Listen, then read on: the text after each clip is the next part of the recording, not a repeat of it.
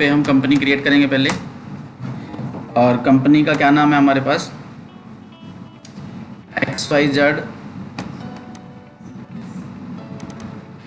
Senior secondary school. मैं एक बार इसका नाम कॉपी कर लेता हूँ यहाँ से, और यहाँ पे मैं इसका नाम पेस्ट कर देता हूँ। और जो टैली ERP9 है इसके लिए कॉपी पेस्ट की कमांड है Alt Ctrl C कॉपी के लिए, और पेस्ट के लिए है Alt Ctrl V। ठीक है, तो यहाँ पे हम इसका एड्रेस लिख लेंगे, जो भी हमारे स्कूल का एड्रेस होगा। उसके बाद स्टेट, पिन कोड, और आप ऐसे करके कंपनी क्रिएट कर लोगे। कंपनी क्रिएट करनी आपको आती है, कंपनी हमारी क्रिएट होगी। ठीक है, अब हमने इस सैलरी शीट की टैली में एंट्री करनी है। ठीक है, अभी हमने सैलरी बनाई है, हम पेमेंट नहीं कर रहे, हम क्या कर रहे हैं, सैलरी आउटस्टैंडिंग की एंट्री करेंगे। ठीक है, तो सैलरी क्या है हमारा, ये कंपनी के लिए क्या है, स्कूल के लिए सैलरी क्या है, खर्चा है। तो हम पहले सैलरी का लेजर बनाएंगे। ठीक है, लेजर कहाँ से बनेगा, अकाउंट इन्फॉर्मेशन में जाएंगे, लेजर में जाएंगे, क्रिएट पे जाएंगे, और यहाँ पे मैं लेजर क्रिएट कर लेता हूँ सैलरी अकाउंट। ठीक है, ग्रुप क्या देंगे इसका, एक्सपेंस। ठीक है, एक्सपेंस डायरेक्ट या इनडायरेक्ट एक्सपेंस।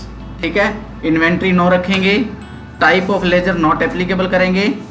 ठीक है, उसके बाद हम इस लेजर को सेव कर देंगे। ठीक है, दूसरा लेजर क्या बनाएंगे हम, सैलरी पेबल। या तो हम सैलरी पेबल का लेजर बना देंगे। ठीक है, देखो दोनों तरीके से मैं आपको एंट्री बता देता हूँ। एक, या तो हम सैलरी पेबल का लेजर बना लेते हैं, एक सैलरी पेबल।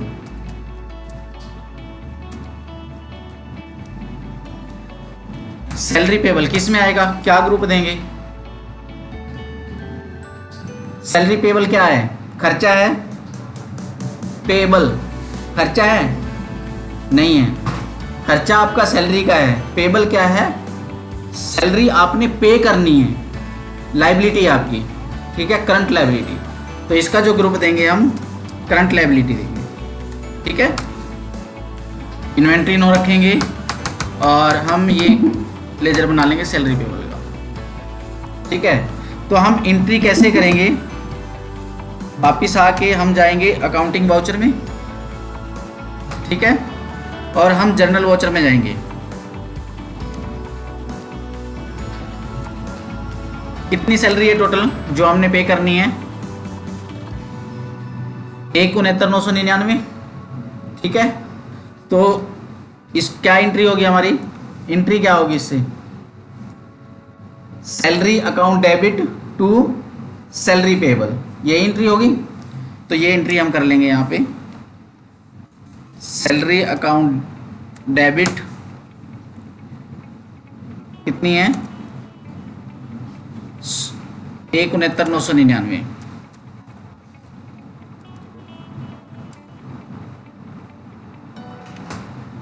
और क्रेडिट क्या करेंगे, सैलरी पेबल। ठीक है, यहाँ पे नरेशन में लिख दोगे आप कौन से मंथ की सैलरी है। ठीक है,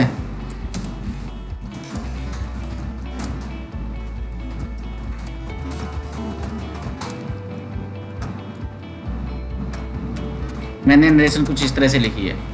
ठीक है, कि जो ये सैलरी है, जो ये अमाउंट है, वो सितंबर मंथ की सैलरी की है। ठीक है, तो ये नरेशन लिख के आप इस एंट्री को सेव कर दोगे।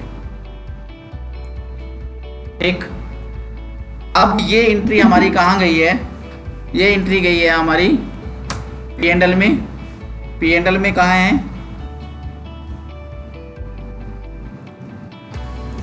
इनडायरेक्ट एक्सपेंस में सैलरी। ठीक है, और जो सैलरी पेबल है वो कहाँ गया है, वो गया बैलेंस शीट में और करंट लायबिलिटी में, सैलरी पेबल। ठीक है, जब हम इसकी पेमेंट करेंगे तो हम क्या करेंगे, एंट्री सैलरी पेबल को डेबिट कर देंगे। ठीक है, और क्रेडिट क्या करेंगे, बैंक या कैश, जैसे भी आप पेमेंट कर रहे हो, कैश से कर रहे हो या बैंक से कर रहे हो। ठीक है, कैश नेगेटिव दिखा रहा है क्योंकि अभी हमारे पास कैश नहीं है बुक्स में। ठीक है, मैं आपको सिखाने के पर्पज से बता रहा हूँ, वो तो जब आप कंपनी में रियल एंट्री करोगे तो आपके पास सारी चीज़ होगी। ठीक है, पहले आप कैपिटल की एंट्रीज करोगे, कैश कहाँ से आ रहा है, रिसिप्ट्स आ रही है, सैलरी की पेमेंट तभी करोगे जब आपके पास कहीं से पेमेंट आ रही होगी, है ना। आपका जो बिजनेस होगा उससे आपकी जो रिसीट्स आ रही होगी। ठीक है, चलो ये एंट्री कर दी हमने। एक तो ये तरीका है, ये एक सिंपल तरीका है। ठीक है, आपके पास 100 एम्प्लॉई है, आपने 100 एम्प्लॉई की एक एंट्री डाल दी। लेकिन यहां से अगर एक एक एम्प्लॉई का लेजर देखना पड़ जाए कि भाई ये पर्टिकुलर एम्प्लॉयज की कितनी सैलरी आ रही है और कब कब ये पेमेंट ले रहा है, तो इससे नहीं निकल पाएगा ना, टैली से नहीं निकल पाएगा। और आप चाहते हो कि मैं सारी चीज़ें टैली से मैनेज करूं। ठीक है, तो दूसरा तरीका ये है कि जो आपने सैलरी की एंट्री डाली है तो आप बाई नेम डालोगे। ठीक है, बाई नेम कैसे डलेगी, आप जो आपके ये एम्प्लॉय के नेम है, ठीक है, आप इन सभी के लेजर बनाओगे, इन सभी के आप लेजर क्रिएट करोगे और उसका ग्रुप दोगे सैलरी पेबल। ठीक है, तो हम क्या करेंगे, अब हम अकाउंट इंफॉर्मेशन में जाके और लेजर क्रिएट करेंगे। अब हमने कई सारे लेजर क्रिएट करने हैं तो हम एक ही बार में क्रिएट कर लेते हैं, और उसके लिए हम कहाँ जाएंगे, मल्टीपल लेजर क्रिएशन में जाएंगे। ठीक है, और हम यहाँ पे देंगे ग्रुप। अब ग्रुप क्या देंगे, ग्रुप देना है हमने सैलरी पेबल का। सैलरी पेबल का ग्रुप यहाँ नहीं है इसमें। ठीक है, इसमें करंट लायबिलिटी का ग्रुप है। तो हम क्या करते हैं, यहाँ पे नया ग्रुप क्रिएट कर लेते हैं। और नया ग्रुप क्रिएट कैसे होगा, हम यहाँ पे ऑल्ट सी प्रेस करेंगे। ठीक है, ऑल्ट सी प्रेस करके मैंने ग्रुप का नाम क्रिएट किया सैलरी पेबल।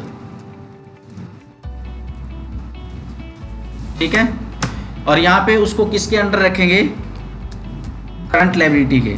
सैलरी पेबल क्या है, करंट लायबिलिटी है ना, तो हम यहाँ पे इसको रखेंगे करंट लायबिलिटीज के अंडर। ठीक है, बाकी हम कुछ नहीं छेड़ेंगे इसका। हमारा सैलरी पेबल का ग्रुप क्रिएट हो गया। अब हमने लेजर क्रिएट करने हैं, और लेजर कौन से क्रिएट करने हैं, ये 10 लोगों के लेजर क्रिएट करने हैं, अजय, विजय, राकेश, राजेश। ठीक है, तो हम यहाँ पे लेजर क्रिएट कर लेते हैं। अजय ग्रुप हमने जो सिलेक्ट दे रखा है, ऊपर सिलेक्ट कर रखा है, वो यहाँ पे दिखा देगा। ठीक है, ओपनिंग बैलेंस कुछ नहीं है, क्या है, अजय, विजय, राकेश, राजेश।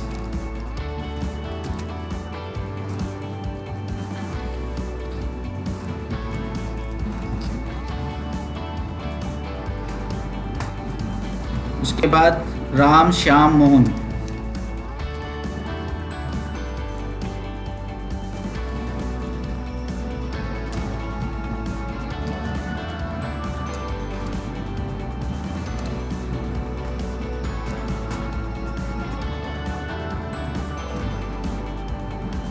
रोहित, अनिल, सुनील।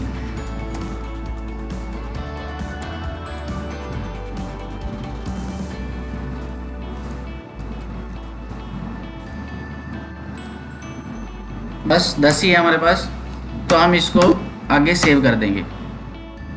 अब हमारे ये लेजर बन गए हैं। अब हम एंट्री कैसे करेंगे, अगर आपने इंडिविजुअल एम्प्लॉई का रिकॉर्ड रखना है। ठीक है, अभी तो हमारी सिंपल सैलरी शीट है ये, इसमें हमने EPF ESIC को भी नहीं लिया। ठीक है, आगे चल के हम पेरोल का भी सीखेंगे टैली में, भी पेरोल को कैसे मेंटेन करना है। ठीक है, अभी हम टैली के बेसिक बिल्कुल बेसिक लेवल पे हैं। ठीक है, तो चीज़ों को सिर्फ समझना है कि टैली में काम कैसे होता है। तो हम अब एंट्री कैसे करेंगे, सैलरी को डेबिट करेंगे, खर्चा है खर्चे को डेबिट करते हैं, सैलरी अकाउंट डेबिट। ठीक है, कितनी है हमारी सैलरी टोटल, 169,999। ठीक है, अब हम यहाँ पे सैलरी पेबल की जगह इसको क्रेडिट करेंगे, एम्प्लॉयज को। ठीक है, तो हम यहाँ पे पहला नाम क्या है हमारा, अजय।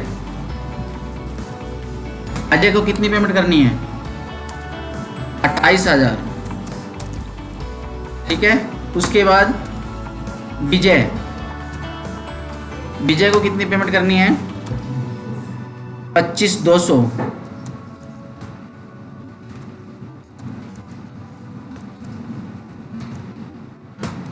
उसके बाद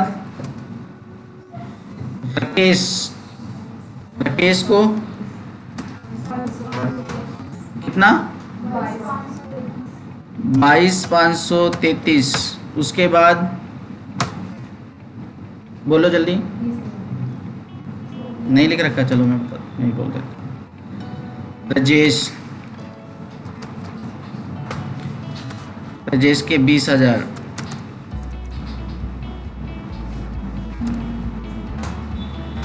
उसके बाद राम,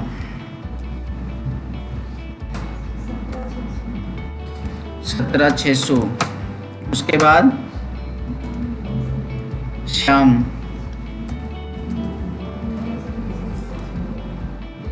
15,333। उसके बाद मोहन,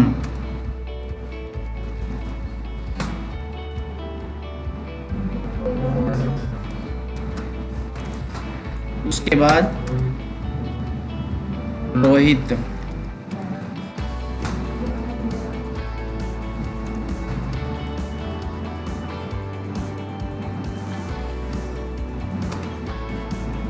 उसके बाद अनिल,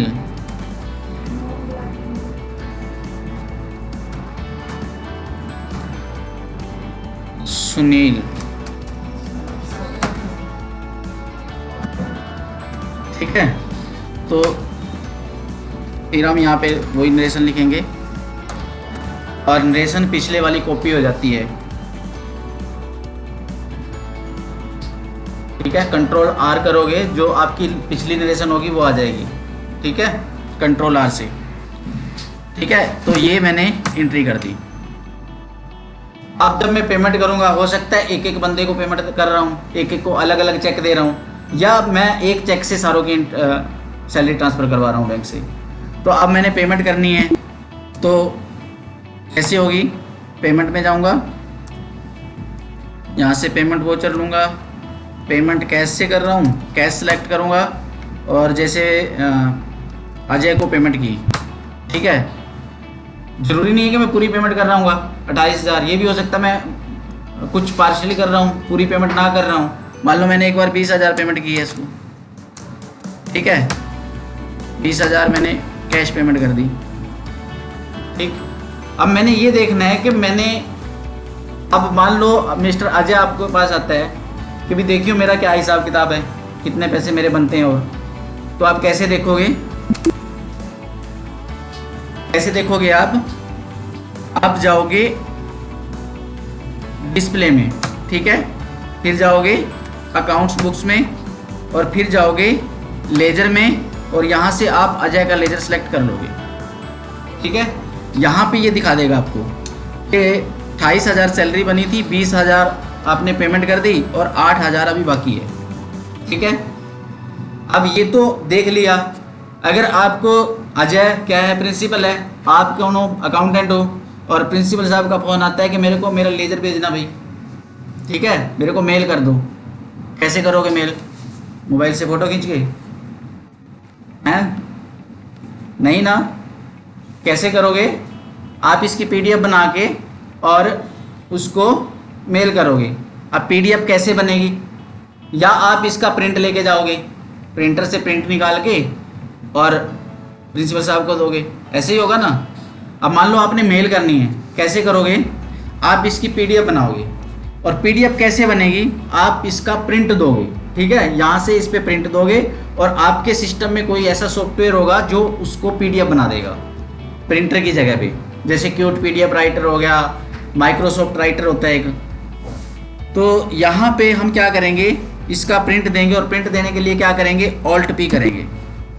ठीक है, Alt P करेंगे तो ये प्रिंटिंग पे चला जाएगा। ठीक है, अब आप इसमें क्या क्या चाहते हो भाई, आपने जो नरेशन लिखी हुई है वो भी शो करना चाहते हो, नहीं करना चाहते हो, तो यहाँ पे आपके फंक्शन है। ठीक है, यहाँ पे आप इसमें जैसे आपने नरेशन भी दिखानी है उसमें, तो आप यहाँ पे जाओगे, यहाँ पे आपको दिखेगा शो नरेशन का आएगा आपके यहाँ पे, हाँ इसके नीचे शो नरेशन, तो यहाँ पे 9 रखा है तो मैं यहाँ पे यस कर दूंगा।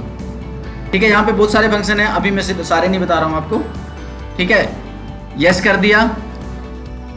ठीक है, ऊपर से आपके पास माइक्रोसॉफ्ट प्रिंट कार है। ठीक है, यहाँ पे आपके सिस्टम में जो भी है तो आप वो डाल सकते हो। ठीक है, और ये चेंज कैसे होगा, प्रिंटर चेंज करना है मैंने। ठीक है, यहाँ पे सेलेक्ट प्रिंटर आपके इधर साइड में लिखा होगा सेलेक्ट प्रिंटर। ठीक है, और यहाँ पे लिखा हुआ है ऑल टेस्ट। जो भी आप काम कर रहे होते हैं ना, आपके साइड में फंक्शन खुल जाते हैं, आप यहाँ से देख सकते हो। ठीक है, अब मैं इसको ऑल टेस्ट करूंगा। ऑल टेस्ट करने से अभी मेरे पास जितने भी इसमें प्रिंटर इंस्टॉल है वो यहाँ पे लिस्ट आ जाएगी आपके पास। ठीक है, आपके सिस्टम में जितने भी प्रिंटर इंस्टॉल हो गए वो लिस्ट आ जाएगी। अब यहाँ पे मैंने किया क्यूट पीडीएफ। क्यूट पीडीएफ क्या है कि पीडीएफ जनरेटर है ये।